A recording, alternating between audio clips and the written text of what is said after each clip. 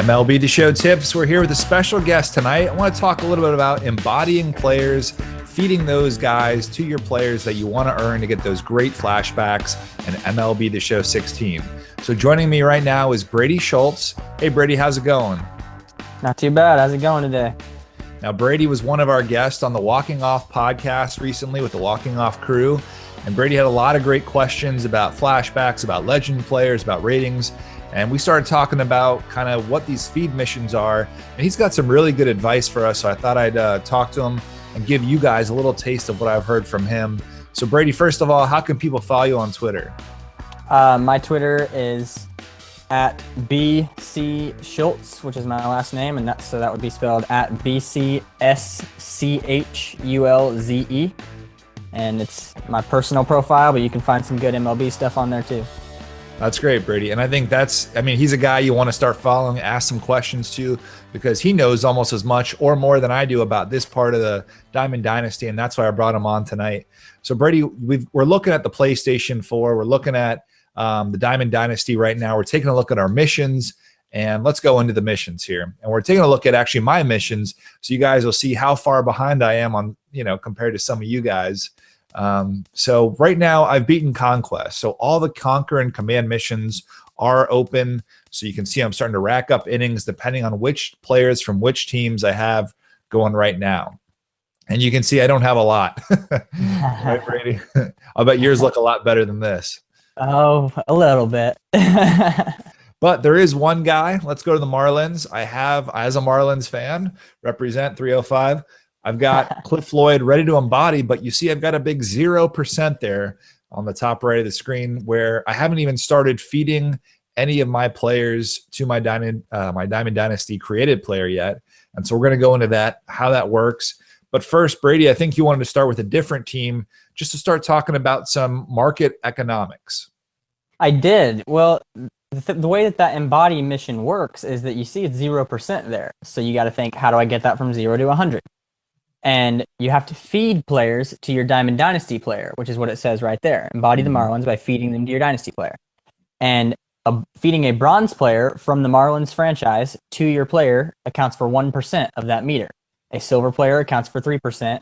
I haven't personally fed a gold player or higher, but we're focusing on bronze and silvers today.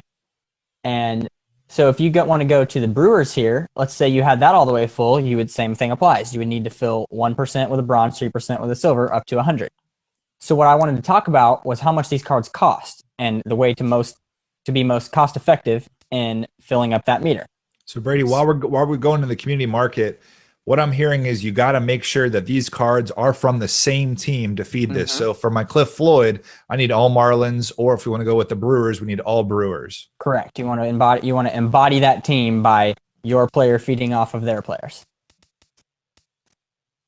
So we're going to go take a look at the example that I gave, which would be the Brewers. So if we go over here to the Brewers, we see, Ryan Braun at the top of the list. We got Jonathan LaCroix, some silvers, and then right here it becomes bronze players in the market. So what we're focusing on is those prices over there, that sell now column on the far right, where you can place in your own order to get one. If you look at this card here, this is the lowest silver, Jimmy Nelson. He would cost at his very lowest right now at his very highest, a 621 buy it price. So you would have to put in there, let's say you put in 650 as your buy price, and you wait for somebody to sell it to you. When you get it, you can feed them to your player, and that's going to apply 3% to that meter. So you just spent 650 on 3%. Pretty simple math. Now, if you go down here, let's say you bought Tyler Thornburg for 65 10 times to equal that exact same 650 that you spent on Jimmy Nelson. Now you feed all 10 of those Tyler Thornburgs to your diamond player, and you have 10%. As opposed to 3%. All right. So if I understand, you would spend the exact same amount on both of these guys, and you try to buy as many as you could. And actually, the bronze in this case would help me embody my player even faster than the silver would. Yeah, you would spend the same amount of stubs, and the bronze, if you got him 10 times, would give you 10%, as opposed to the one silver for the same price would give you 3%. So how do I know, like looking at the Brewers or looking at the Marlins, what are you kind of looking for, whether you should go after those bronze or silver cards or even golds? You're essentially looking at the price. Because you know that any silver is always going to equal 3% and any bronze is going to equal 1%, whether it's a 77 or a 69 overall. And so the idea is you want to look and see if I spent the exact same amount of stubs on X amount of these bronze players, that what it would cost to buy one of these silver players, do I get more than 3%? So you're looking at like that big price gap too, from the silver to bronze level. Absolutely. So why do you think the Brewers in particular, why did you choose this example? And why do you think the Silvers, like Jimmy Nelson, is an okay pitcher in real life, but he's not expected to go to Diamond anytime soon? Correct. Why is his silver card so much bigger, than Taylor Jungmann or Jonathan Villar or Scooter Gannett, which are one overall point difference? Well, the biggest reason would be because of this mission itself, actually, because people have already discovered that when you do this and you embody these, you're going to get a great player in a 96 overall Prince Fielder card. Many people want that card. They want him as their first baseman, which creates a lot of demand for these players. Many people want to get that done faster, and the fastest way to do it would be to get the silvers, but it's not the most cost effective, which is what we're here to discuss. So gotcha. There's that reason. You've got these silvers that'll kind of get you there faster, and that's why they're a little more expensive than you would see in some other collections. Yeah, because there are people that are willing to spend the higher amount of stubs in order to get it done faster. So who are some other players besides the Prince Fielder? What are some other names, big flashbacks in their teams? Well, one that I personally have experience with that I have finished was Matt Holliday of the Rockies. He's I believe, 94 overall left fielder with great hitting statistics.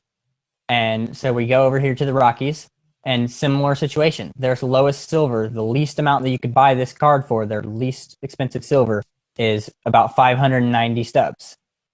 So if you go down here to Jorge De La Rosa at 57 stubs for a bronze, you could buy 10 of those for 570 as opposed to one DJ LeMahieu for 590, and you get 10% instead of 3%. That makes sense. All right, so I think we've got the concept that you're going to see a cliff on some of these silver to bronze prices, which does set up some other interesting things when guys not only cross over from that silver to gold or gold to diamond, but now there could be a little bit of a fun market out there for the guys who cross from bronze to silver. So that's an interesting concept. But for this example, I've got my Marlins ready to go. Cliff Floyd, 92. I want to start going after him. Can we take a look at the Marlins and see if everyone wants Cliff Floyd and the silvers are really expensive and it's the same situation, or is it a little different? Yeah, for sure. Why don't we go check that out? So if we go over here to the Marlins, we look here. It doesn't appear to be as desired as Prince Fielder or Matt Holliday. I don't know why. I don't know why. Who would know why? But hey, he's a left-handed hitter, quality hitter. And so we go over here and you see Yin Chen, Justin Bour. These guys cost 60 and 88 stubs. Not quite the 600 that we saw from LeMahieu and the Brewers. So what does that mean? That I should actually maybe target silvers for the Marlins instead of the bronze in this case, just because of the price? So the main thing would be here, it would be a little it's always going to be the case where the bronzes are going to be less expensive. But in cases like this, it may be minuscule, trivial differences. Maybe 20 to 25 stubs total when it's all said and done, when you're done with that 100%. Because if you look here, you could get, unless you get Jared Cozart for one stub 100 times. Because that's true. He costs one right now. That would be a little different. But ordinarily, you're going to see these Marlins in the range of 15, 25, somewhere less than 30 generally, if you look at all of them. And so those are the bronzes. But if you look up here at the silvers, you got Yin Chen for about 60. So let's say you put in a buy order for Yin Chen at 65 and you get him. That gives you 3%. Realistically, you could get 4 of these Tom Kohlers, which would be 4%, for 60 stubs, and it's going to be a 5-stub difference and a 1% difference. So it's going to equal itself out. It's going to become pretty close to equal eventually. But even there, the bronzes are still slightly less expensive for 1 more percent. So it's a matter of how many buy orders do I want to try to do? And remember, you do max out the buy orders at what, like 20 cards, right? I believe so. Yeah, and so that's the question. If I want to try to put in more buy orders for silvers or a mix of silvers and bronzes, it seems like the Marlins are doable. Why don't we just assume that I'm going to put in the cheapest buy orders and then I'm going to win them? But let's just buy now. Let's make someone's day and buy some expensive bronzes or silvers here. And we'll just start embodying Cliff Floyd just for this example, because my guy right now is at 0%. So let's go ahead. We're going to buy some Adam Conleys. We're gonna buy Pick some. up a couple of these What else? Cozarts. Cozart. Let's grab a Cozart. Why don't we grab a silver too while we're at it? Do you want to buy Chen?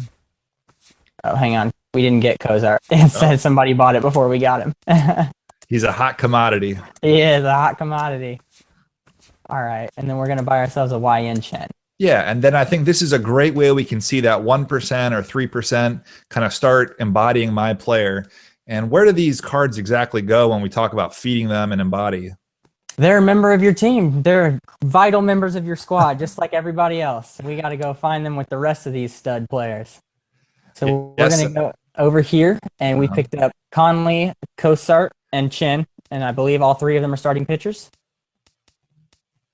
So we've got a YN Chen card here. Yep. And we should have Conley and Cozart here in the bronzes. There's Cozart. And I guess since I finished the Marlins collection, I would have already had all these cards. You did. So Conley is eluding doubles. me right now. Yeah, you're seeing some duplicates. There he is. There's Conley and Cozart right next to each other. There you go. So we've got those guys, but we got to feed them. We don't just need to have them. We got to feed them to this Mr. Sauce. That's right. Don't forget the Mister. Mister. So you want me to go ahead and feed these guys in? Absolutely. So I hope right. you didn't just feed Bryce Harper. I hope I didn't also. I'll feed Jose Fernandez first. Oh, don't do that either. All right. I mean, we got to feed them Marlins, though. Yeah, let's go with the bronze or silvers. All right. So let's go ahead and feed YN Chen, just for starters. All right. So we got a silver here. We're going to feed the silver player first. Okay.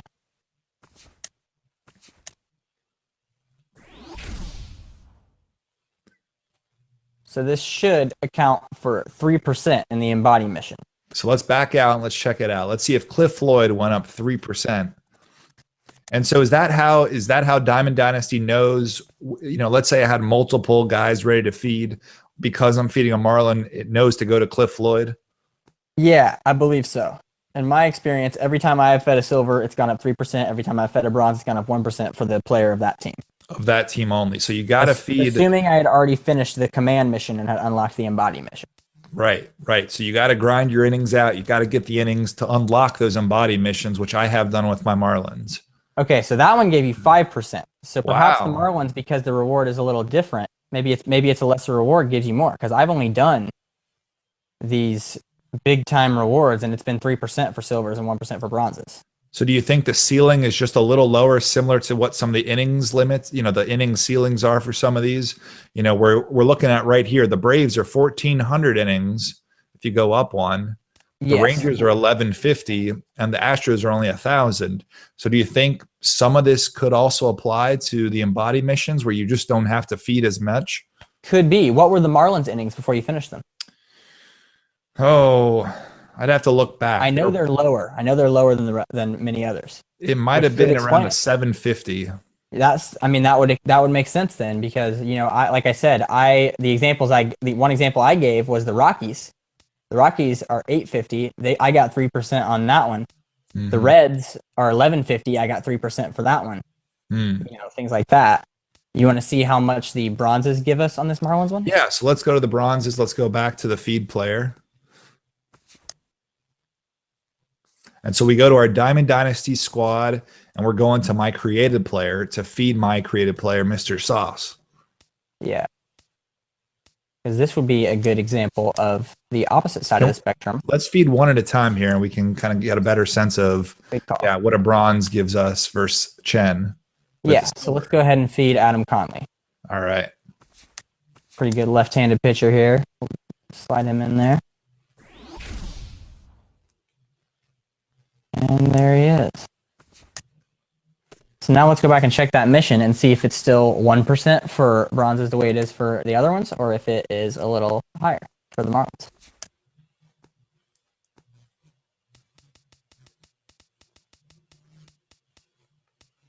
See, that one gave you 3%. So the same argument still applies, because instead of 1% and 3%, we're getting 3% and 5%. That's right. Math still comes out the same way. And even though so the only difference is you're still going to finish this mission faster than you finish the other ones, but the price points still apply the same way they do with every mission. So going back to my feed player, why don't we go back to the created player? I did complete the collection for the Marlins, which is different than the Command and Conquer because I'm a Marlins fan. So you guys may be a Cubs fan, a Nationals fan, maybe you're a Giants fan, a Dodgers fan. So you may have already completed those collections to get the other flashback and the other missions. Is the advice here, if you've got all the players already collected, to just feed some of those lower ones because you're not going to probably start them on your team? That's what I do. However, I will say one thing that I keep in mind is because I do this method where I prefer to use the bronzes instead of the silvers, after I complete a team's collection, if I then go complete their embody and feed mission and feed their players to my player, I still keep their silvers, at least one copy, a silver and higher. I don't feed their silvers to him because I prefer to feed the bronzes. That way, let's say a silver ever gets an upgrade to a gold or something like that, and I need him for, completing the National League, or I want to use him on my team or something like that, I still have him and I don't have to buy him again for a higher price. Got it. And that does make sense. And there's also something else interesting out there with missions that we don't know what some of the future missions may be. Exactly. We know what came with launch, but you never know. Maybe feeding all these players is going to hurt you in the end, but we got to feed them now to get our embodied missions done. Yeah, but to mainly answer your question, when I feed if I have a team completed like you do, and then I also complete their feed, like get to their feed mission to feed players to my player, I keep at least one copy of all their silvers. For example, I finished the Padres collection.